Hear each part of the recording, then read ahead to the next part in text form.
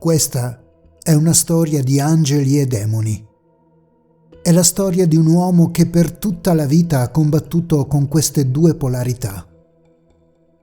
Un uomo che ogni giorno gettava lo sguardo nell'abisso più oscuro, ma che subito dopo cercava la luce aggrappandosi a quella parte di sé rimasta ottimista, rimasta solare. Un giorno però, e queste sono le parole di un suo amico che racconta nel corso di un'intervista ad una nota rivista musicale specializzata, sono certo che l'ombra oscura con cui conviveva l'abbia in quel momento abbracciato troppo forte. Mi chiamo Marcello Monti, benvenuti a Rock and Crime, e questa è la storia di Chester Bennington. In ciascuna persona la vita nel suo percorso lascia segni e cicatrici. Si manifestano sia nel corpo che nell'anima e molto spesso si passa non solo tanto tempo, ma addirittura un'intera esistenza a cercare di curarle o di trasformarle. Ma può succedere a volte che queste ferite non ne vogliano sapere di chiudersi, trasformandosi così in vere e proprie piaghe, che continuano a riaprirsi finché in alcuni casi non si decide di chiuderle nella maniera più drastica possibile. Chester Bennington nasce il 20 marzo del 1976 in Arizona, a Phoenix. Nel ricordo di parenti ed amici, Chester viene descritto come un bambino intelligente, estremamente intelligente, ed anche un grande atleta. Infatti eccelleva nella corsa. Suo padre racconta che sarebbe potuto diventare addirittura un campione olimpico. Fu suo fratello maggiore che gli passò la passione per la musica.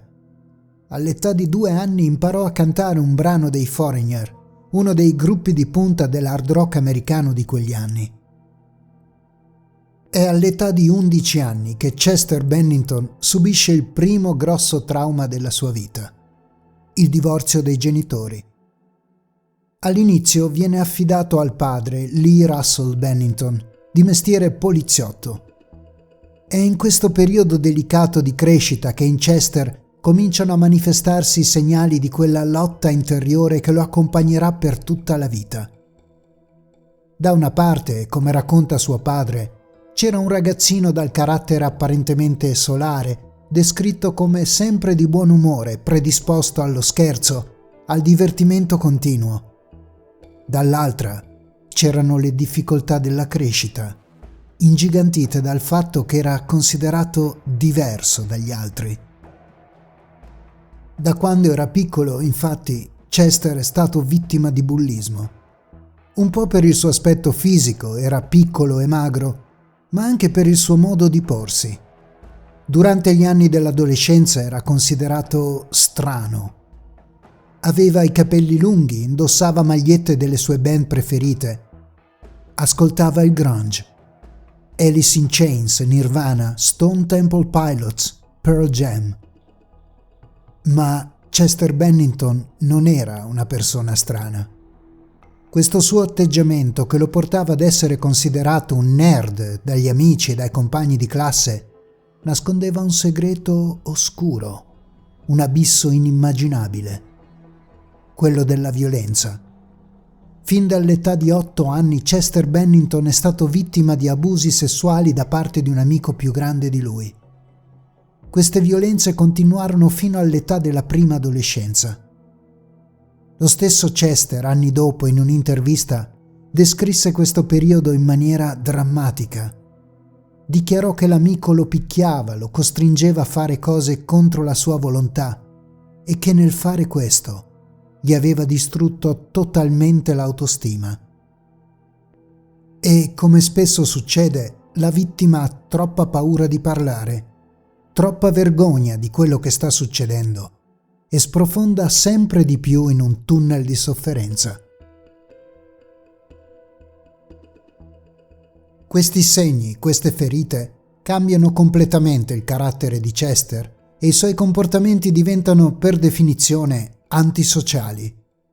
Comincia a manifestare scatti di rabbia improvvisa, ma soprattutto ed è questa la parte più drammatica, comincia ad affidare la cura di tutta la sua sofferenza agli stupefacenti.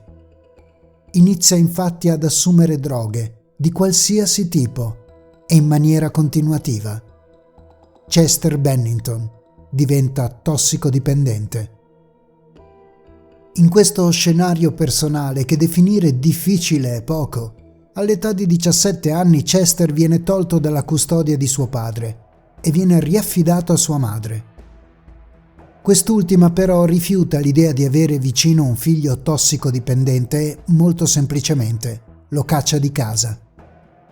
Chester si ritrova così non ancora maggiorenne a vivere per la strada, a cercare di sopravvivere facendo lavoretti saltuari e a combattere contro i morsi della fame e del freddo.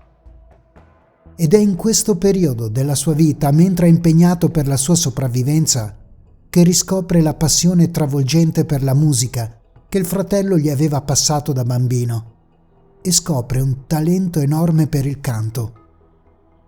Inizia la sua carriera musicale nel 1993 come cantante di un gruppo chiamato Sean Dowdle and His Friends, una band locale che subito va stretta a Chester.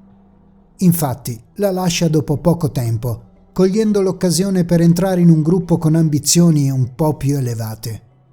Si chiamano Grey Days e con loro inizia a togliersi qualche soddisfazione. Ottiene una discreta popolarità anche se a livello regionale e pubblica 2 album, uno nel 1994 e uno nel 1996. Ma dopo poco tempo anche quest'ultima band va stretta a Chester, che la lascia per cercare di fare il grande salto. Ma è difficile emergere nell'ambiente musicale, soprattutto quando sei senza radici, quando sei costantemente in preda ai tuoi demoni, quando sei un tossicodipendente senza fissa dimora e anche quando hai un figlio che non sai come mantenere. Infatti nel 1996 Chester è diventato padre di Jamie, avuto da una relazione con una ragazza di nome Elka Brand. Tutte queste enormi difficoltà portano Chester alla rassegnazione. Infatti, dopo poco tempo, decide che anche la musica diventerà una delle sue tante ferite e abbandona la ricerca di un nuovo gruppo. Ma si sa, la vita è imprevedibile e dietro l'angolo ci sono tante sorprese. In questo caso la sorpresa ha un nome ben preciso. Si chiama Xero, una band che ha cominciato a farsi conoscere nel circuito rock americano e che nel 1998 perde il frontman Mark Wakefield. Un loro collaboratore si ricorda di aver ascoltato un giorno un album di un gruppo dell'Arizona chiamato Grey Days e consiglia ai membri degli Xero di contattare questo Bennington, il cantante del gruppo. Chester viene contattato il giorno del suo compleanno. Gli vengono inviate le versioni strumentali dei brani richiesti per il provino e dopo aver registrato ricontatta gli Xero telefonicamente ed entra ufficialmente nel gruppo. Da questo momento in poi Chester Bennington insieme ai membri degli Xero decidono di cambiare il nome alla band da Xero a Linkin Park e iniziano così a scrivere una pagina fondamentale della storia della musica. All'inizio del nuovo millennio esce il debutto discografico dei Linkin Park. Il disco si intitola Hybrid Theory ed è il punto di partenza di un enorme successo planetario, tanto da fare diventare la band una delle più famose al mondo e una delle punte di diamante di un genere che in quel periodo conosceva il suo momento d'oro, il nu metal. I fan più attenti della band, oltre all'enorme talento musicale del gruppo e alla capacità di scrivere brani che col tempo diventeranno immortali, cominciano a notare però anche qualcosa di inquietante, ovvero sia il messaggio racchiuso nei testi di Chester Bennington. Brani come In the End o Crawling descrivono in maniera precisa e drammatica lo stato d'animo e le sensazioni di un uomo alle prese con i suoi demoni. non sono solo brani scritti per fare riflettere l'ascoltatore. Chester Bennington sta chiedendo aiuto e pochissime persone intorno a lui riescono a cogliere questo disperato messaggio. La Warner Brothers, la casa discografica dei Linkin Park, intuisce che nel frontman del gruppo qualcosa non va e imputa questo disagio alla dipendenza da droghe. Gli impone così un processo di disintossicazione. Il percorso porta sì il cantante ad abbandonare totalmente l'uso delle sostanze stupefacenti, ma non cura il profondo abisso nell'anima di Chester, che alla fine cerca comunque un metodo alternativo per poter andare avanti e fare tacere le sue terribili voci interiori. Comincia quindi a bere e passa in poco tempo dallo stato di tossicodipendente allo stato di alcolizzato, con tutte le conseguenze tipiche di questa dipendenza: momenti di depressione, momenti di rabbia profonda e incontrollata. Alla fine, sfiancato da questa lotta che lo sta consumando, Chester Bennington decide di entrare in terapia per andare alle radici della sua rabbia, della sua profonda sofferenza. È in questo periodo, grazie alla terapia, che il cantante si ritrova faccia a faccia con il suo passato, che lentamente ritorna a galla e lo guarda dritto negli occhi. Ritorna la violenza subita da quella persona più grande di lui, un amico, vicino alla sua famiglia, ma di cui tacerà sempre il nome. E mentre queste violenze continuavano, dentro di lui cresceva l'odio, soprattutto nei confronti della sua famiglia che non aveva capito, che non aveva saputo proteggerlo e dalla quale si era sentito completamente abbandonato. Nel corso di un'intervista, Chester Bennington ha descritto in modo drammatico quel tremendo periodo della sua vita. Queste sono le sue esatte parole. Ho trovato completamente da solo il modo e il metodo per sfuggire agli atroci ricordi del mio passato. L'ho fatto attraverso la droga, l'ho fatto attraverso l'alcol, l'ho fatto attraverso il sesso. Ho assunto qualsiasi sostanza, dalle più leggere alle più pesanti. Ho bevuto così tanto da farmela addosso più volte e, credetemi, non è stato bello vivere così.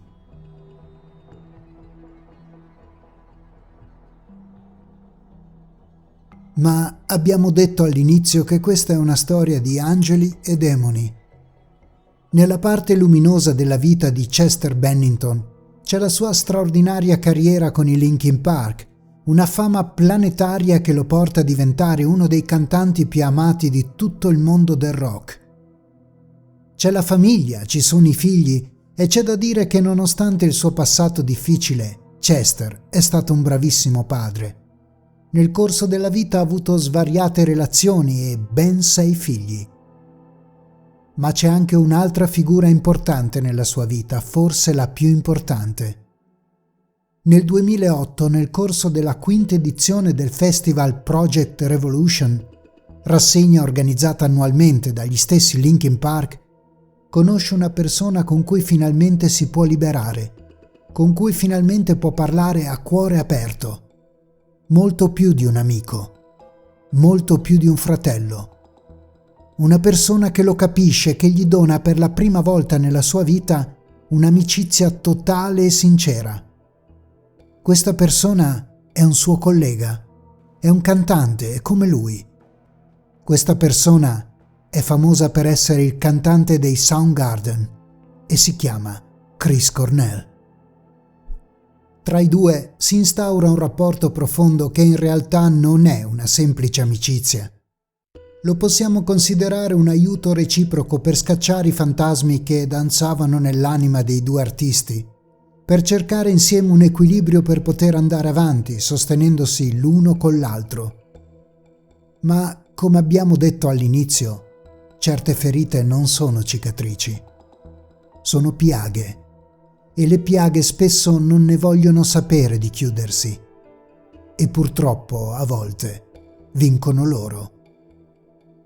Il 18 maggio del 2017, Chris Cornell si toglie la vita. I fantasmi hanno vinto. Questo tragico avvenimento sarà l'ultimo dramma, l'ultima ferita della vita di Chester Bennington. Nello stesso anno, il 20 luglio del 2017, alle 9 del mattino, l'autista di Chester Bennington effettua una drammatica chiamata al 911. 911, what's your emergency? Hi there. I'm working. I'm a driver, and Okay. I just got to the location, and his housekeeper came out and said that he unfortunately killed himself. Okay, so the person came out and said somebody is, in fact, killed himself? I haven't seen him. I'm sitting in the car. His housekeeper came up to me and said that she found him dead. Unfortunately. Okay, stay on the phone, okay? Is she able to talk to see if there's any kind of breathing or anything like that? Yeah, I asked. I said, is he cold? Is he warm? And she said, no, he's dead. He's been hanging, and she's talking to his wife right now. Okay, stay on the phone. I'm going to transfer you to the fire department. Stay on the line, okay? Thank you.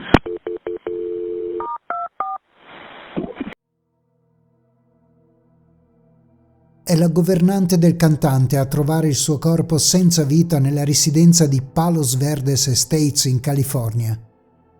Chester Bennington si è ucciso, si è impiccato e ha lasciato come suo ricordo una bottiglia bevuta a metà. Subito la polizia si attiva per analizzare la scena del crimine e alla fine fa una dichiarazione che lascia tutti sconcertati. La scena è pressoché identica a quella della morte di Chris Cornell. Purtroppo, come spesso succede, dopo la morte di un personaggio pubblico, di un artista famoso, iniziano a circolare anche quelle che vengono chiamate voci alternative. Nel caso di Chester Bennington, come nel caso di Chris Cornell, sono circolate numerose voci di omicidio. Ma queste teorie, oltre a non avere alcun fondamento reale, nel corso del tempo si sono perse e si sono dimostrate completamente fasulle. L'ultimo ricordo che abbiamo di Chester Bennington è un post di sua moglie pubblicato su Twitter. Un video che risale a poche ore prima della morte del cantante ed è un video di normalità. L'immagine di un uomo apparentemente felice che ride e scherza in casa con la sua famiglia e con i suoi figli. Questo video rimarrà l'ultima immagine di Chester. Ma di lui ci rimarrà ben altro. Ci rimarrà la sua musica immortale che lo ha donato all'eternità e che continuerà nel tempo.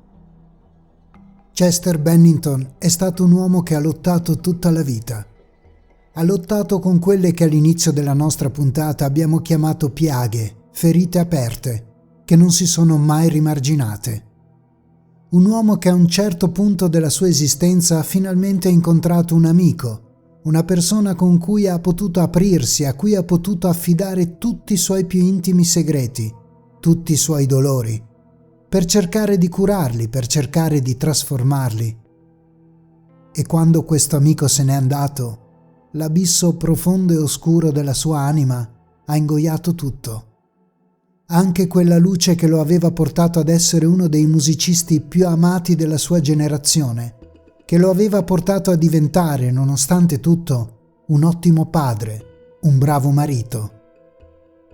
In quell'ultimo fatale istante ha deciso di seguire il suo unico amico, di seguire l'unica persona che lo avesse mai capito. Chester Bennington si uccide il 20 luglio 2017, il giorno del compleanno di Chris Cornell.